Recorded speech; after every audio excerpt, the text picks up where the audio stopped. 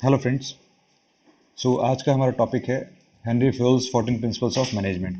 Last जो हमारा lecture था उसके अंदर हमने बात की थी एफ डब्ल्यू टेलर्स के साइंटिफिक मैनेजमेंट के जो प्रिंसिपल्स थे उनके बारे में बात की थी। उसमें हमने ये भी जाना था कि मैनेजमेंट होता क्या है। आज ही बात करेंगे इसके अंदर कि मैनेजमेंट होता क्या है। मैनेजमेंट के लिए, एक अच्छे मैनेजमेंट के लिए हमारे साइंटिस्ट रहे हैं हेनरी फ्योल।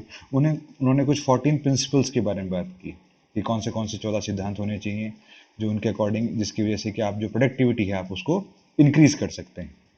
राइट। इसमें देखते हैं अपन। सबसे पहले हम ये जानते हैं कि मैनेजमेंट होता है क्या है, जानने की कोशिश करते हैं। मैनेजमेंट होता है कि आप ये वर्ड बहुत बार देखते होंगे, यूज करते हैं हर जगह। मैनेजमेंट मैनेजमेंट की, यहाँ का मैनेजमेंट अच्छा था, यहाँ का मैनेजमेंट बुरा था।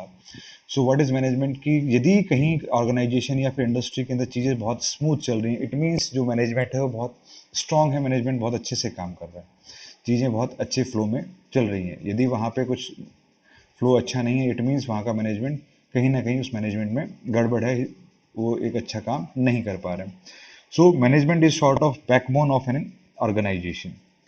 Management is an essential for an organized life and necessary to run all types of management. Good management is the backbone of successful organization. जैसा मैंने बताया कि सक्सेसफुल ऑर्गेनाइजेशन की बैकबोन की तरह है मैनेजमेंट आपका, good management.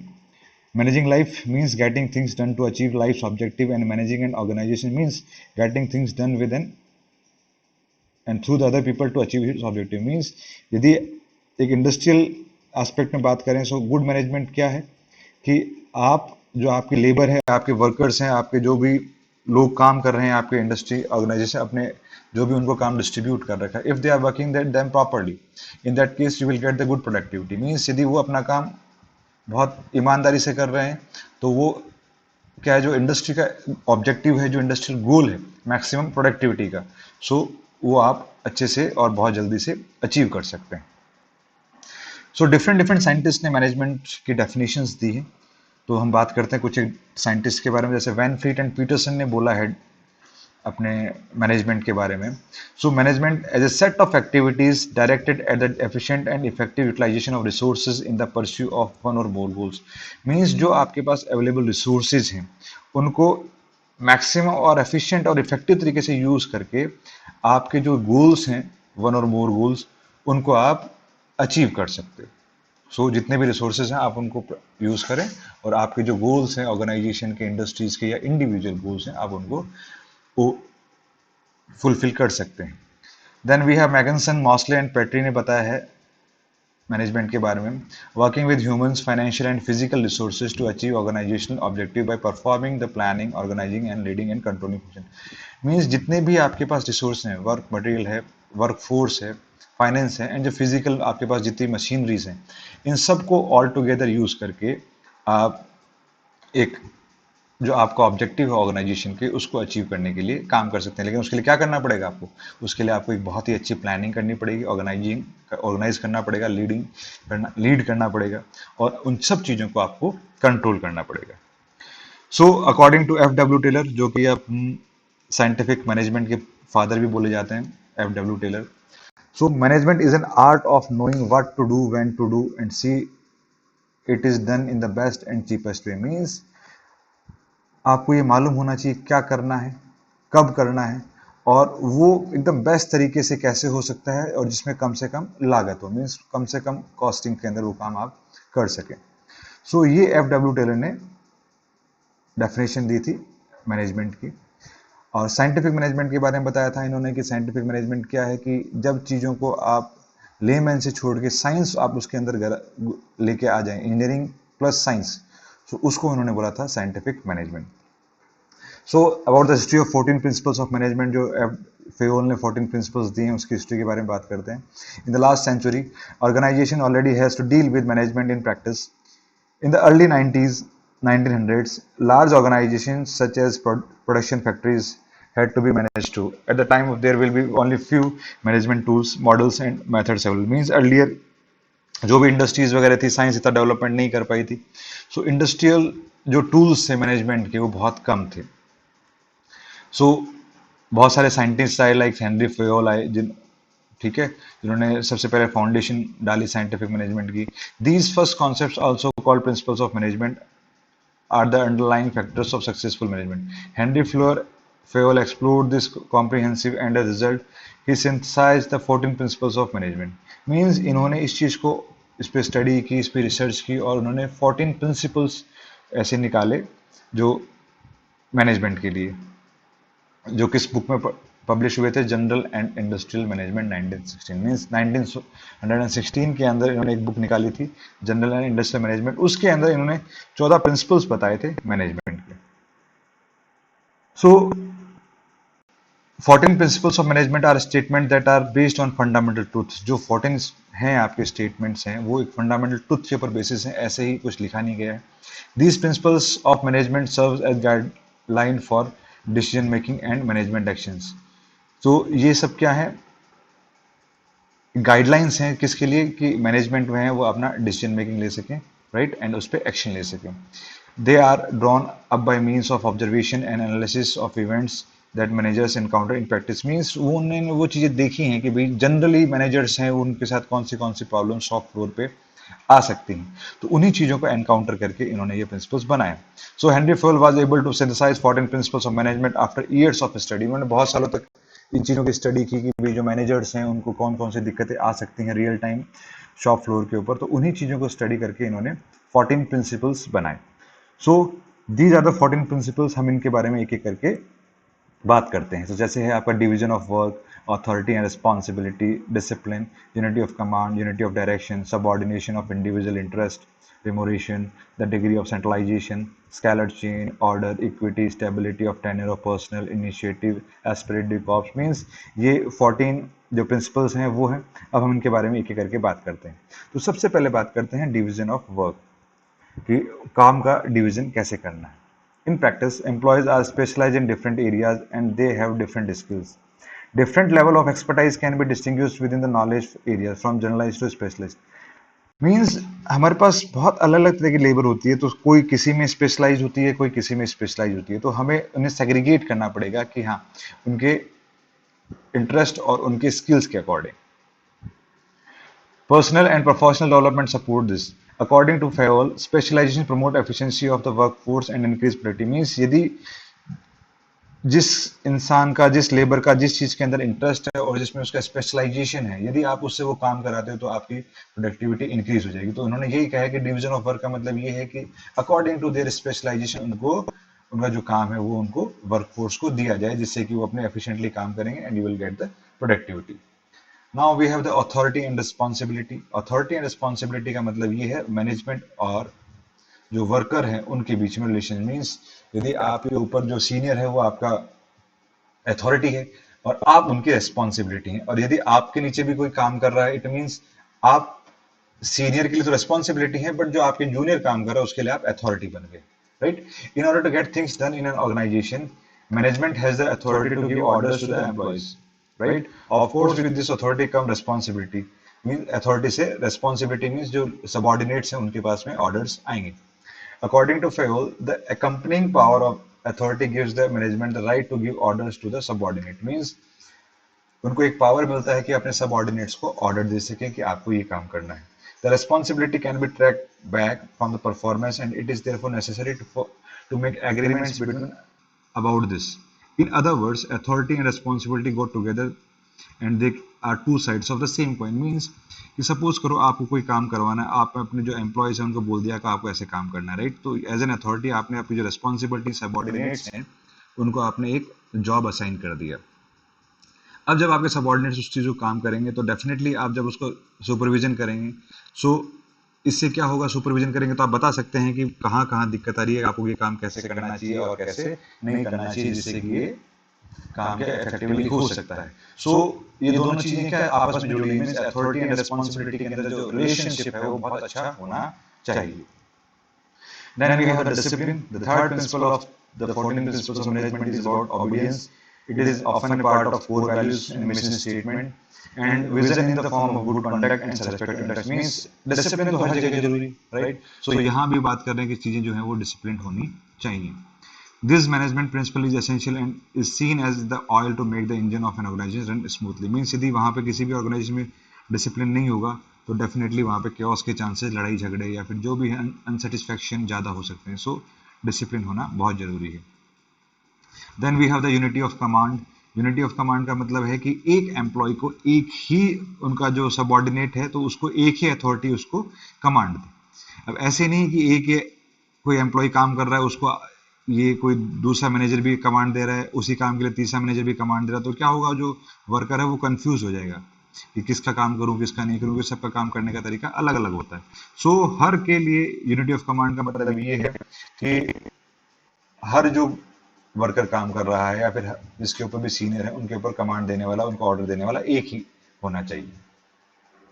The management principle unity of command means that an individual employee should receive orders from one manager and that the employee is answerable to that manager. Means जो command मिलनी है, जो orders मिलने हैं वो एक ही manager से मिलने चाहिए और वो ही उसको वापस रिपोर्ट करेगा। If tasks and related responsibilities are given to the employees by more than one manager, this may lead to confusion, which may lead to possible conflict for the employees। कि मतलब एक से ज्यादा कैसे यदि आपको मिलते हैं कमांड तो कंफ्यूजन के चांसेस ज्यादा रह जाते हैं और कॉन्फ्लिक्ट्स होने के चांसेस भी रह जाते हैं। By using this principle, the responsibility for mistakes can be established more easily. So जो रिस्पॉन्सिबिलिटीज है मिस्टेक की वो भी बढ़ सकती हैं कि भाई यदि आपका सबऑर्डिनेट काम नहीं कर रहा है तो डेफिनेटली उसी की गलती है, राइट। सो अब ये सबऑर्डिनेट ये नहीं कह सकता कि नहीं सर आपने कहा था उन्होंने कहा था, तो ये चीजें नहीं रहती, क्लियर है कि एक कमांड देने वाला है और एक काम करने वाला है। Now we have the unity of direction. This management principle of the 14 principles of management is about the focus and unity. All employees deliver the same activities that can be linked to the same objective. Means सारे employees जो हैं वो एक ही command के लिए, जो company का objective है उसके लिए काम करने चाहिए, कि जो कंपनी का जो हर इंडस्ट्री का हर ऑर्गेनाइजेशन का जो ऑब्जेक्टिव है उसके लिए काम करना चाहिए। मीन्स प्रोडक्टिविटी इंक्रीज होनी चाहिए। These activities must be describe in A plan of action. Plan of action की जितनी भी एक्टिविटीज हैं वो सब क्या प्लान ऑफ एक्शन में डिस्क्राइब होनी चाहिए। The manager is ultimate responsible for this plan and monitors the progress of the defined and planned activities. तो मैनेजर क्या करेगा, प्लान करेगा और वही इनको सुपरविजन करेगा, और सारी रिस्पॉन्सिबिलिटीज भी मैनेजर की ही होती हैं कि चीजें जो हो रही हैं वो अच्छे से हो पा रही हैं या फिर नहीं हो पा रही। Then we have the focus areas are the efforts made by the employees and coordination. Then we have subordination of individual interest, कि हर जो एम्प्लॉयज हैं उनके इंडिविजुअल इंटरेस्ट का भी ध्यान रखना चाहिए। These are always all kinds of interest in organization in order to have organization function well. Fayol indicate that personal interests are subordinated to the interest of the organization. Ethics. The primary focus is on the organization objective, not on those of the individuals. Mean सबसे पहले तो जो company के objectives हैं उन पे focus करेंगे, उसके बाद में हम एम्प्लॉयज के उनको देंगे, क्योंकि जो हमारा मेन ऑब्जेक्टिव है वो क्या है, इंडस्ट्री का ऑब्जेक्टिव है, वो ऑर्गेनाइजेशन ऑब्जेक्टिव है वो है। इंडिविजुअल इंटरेस्ट के बारे में हम बाद में बात करें, लेकिन बात करनी जरूरी है। This applies to all levels to entire organisation including the managers, right. Then we have the remuneration. Remuneration का मतलब ये है कि आप जो आपके एम्प्लॉय जो अच्छे काम कर रहे हैं उनको आप रिवार्ड्स दें, उनको आप कुछ इंसेंटिव्स दें, उनकी बात करें जिससे कि वो मोटिवेटेड रहें। तो सपोज करो कि आपकी जो वर्क फोर्स है वो अच्छा काम कर रही है, आपकी प्रोडक्टिविटी इंक्रीज हो रही है, सो आप लोग उनको जब रिवार्ड्स देंगे कि या फिर उनको बोनस देंगे, तो उससे क्या होगा कि वो मोटिवेटेड रहेंगे और वो अच्छे से काम करेंगे। और जो लोग काम नहीं करते हैं उनको भी एक मोटिवेशन मिलेगा कि भाई हम भी काम करेंगे तो हमें भी सैलरी कुछ ज्यादा मिलेगी एज ए बोनस, राइट। सो हर चीज के लिए वेजेस एंड इंसेंटिव्स का कुछ ना कुछ प्लान वहां पे होने चाहिए, राइट। जैसे मॉनेटरी भी हो सकता है, मॉनेटरी जैसे सैलरी की बात कर दी, नॉन मॉनेटरी की बात करते हैं तो प्रमोशंस हो जाते हैं, आप उनके बोनस वगैरह हो जाते हैं, सब चीजें हैं, तो ये आप कहीं ना कहीं उन चीजों को उनको इंक्लूड करना चाहिए। Then we have the degree of centralisation. Management and authority for decision making process must be properly balanced in organisation. जो मैनेजमेंट एंड अथॉरिटी जो कि डिसीजन मेकिंग करती हैं तो वो बहुत ही बैलेंस्ड होनी चाहिए, वो ऑर्गेनाइजेशन को बैलेंस करके चलती है कि जो पॉलिसीज वो बनाती हैं उन्हीं को इम्प्लीमेंट किया जाता है, right? So this depends on the volume and the size of the organization, including the hierarchy. Centralization implies the concentration of decision making authority at the top management, executive board जिसकी बात कर रहे हैं, sharing of authorities for the decision making process with lower levels की सबसे ऊपर executive committee है, उसके बाद में क्या lower level में आपके middle and lower management है, so it is referred as decentralization. So इनके बीच में क्या होना चाहिए, एक बहुत अच्छा रिलेशनशिप होना चाहिए। Then we have the scalar chain hierarchy present itself in any given organization. These varies from senior management, executive boards to the lower levels of government. Means जो hierarchy है वो क्या होना चाहिए, ऊपर से नीचे की ओर जानी चाहिए according executive board से आपकी जो lowest level है उसकी तरफ. Henry Fayol's hierarchy management principle stated that there should be clear line in the area of authority from top to bottom and all managers at all. Means line होनी चाहिए authority की, means कौन senior है कौन subordinate है, it must be clear कि किसको किसका order मानना है. This can be seen as a type of management structure. Each employee can contact a manager or a superior in an emergency situation without challenging the hierarchy. ठीक है? Especially when it concerns reports about the calamities of the immediate manager or supervision. So ये इससे क्या होगा कि कोई भी है, यदि आपका सुपीरियर, आपके ऊपर जो मैनेजमेंट है, आपको कोई भी दिक्कत आती है तो आपके जो जस्ट ऊपर सीनियर हैं, आपके जो मैनेजर हैं, आप उनसे मिल सकते हैं, उनसे अपनी प्रॉब्लम डिस्कस कर सकते हैं. Then we have the order.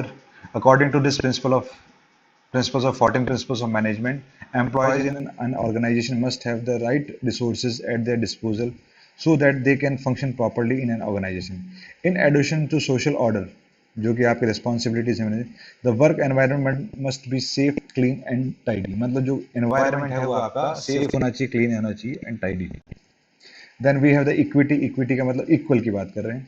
The management principles equity often occur in the core values of organization. According to Henry Fayol, employees must be treated kindly and equally. Means जो हमने scientific management में भी बात की थी कि जो employees हैं उनको बहुत इक्वली और बहुत काइंडली ट्रीट करना चाहिए, एज ए ह्यूमन ही ट्रीट करना चाहिए. ऐसा नहीं कि आपकी वो लेबर है तो आप उनको कुछ भी बोलोगे, कुछ भी काम कराओगे, नहीं.